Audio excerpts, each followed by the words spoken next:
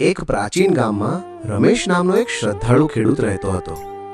તે ખૂબ જ સાધારણ જીવન જીવતો, પરંતુ ભગવાનમાં ખૂબ વિશ્વાસ રાખતો અને દરરોજ પૂજાપાઠ કરતો.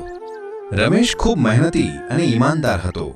તે પોતાની જમીનમાં દિવસ રાત પરિશ્રમ કરતો. જ્યારે તેના પાડોશી ખેડૂત લાલચી અને હાથે ટૂંકો કામ કરવા ઈચ્છતા, તેઓ રમેશનો મજાક ઉડાવતા અને અનેક વખત તેને હેરાન પણ કરતા. એક દિવસ ઈર્ષ્યાથી ભરેલા પડોશી ખેડૂતોએ રમેશની ખેતરમાં આગ લગાવી દીધી. રમેશ દુઃખી થયો, પરંતુ તેણે ભગવાન પર શ્રદ્ધા ગુમાવી નહીં. તે જાણતો હતો કે ભગવાન જે કરે છે તે સારા માટે જ કરે છે. થોડી જ વખતમાં ગામમાં ભારે વરસાદ પડ્યો. આ વરસાદે રમેશની બળેલી જમીનને વધુ ઉપજાઉ બનાવી દીધી. નવા પાક તેજીથી ઉગવા લાગ્યા અને રમેશની મહેનત ફરીથી રંગ લાવી. ગામના લોકો આ ઘટના જોઈને અચંબિત થયા. તેઓએ સમજ્યું કે સચ્ચાઈ અને શ્રદ્ધાની હંમેશા જીત થાય છે.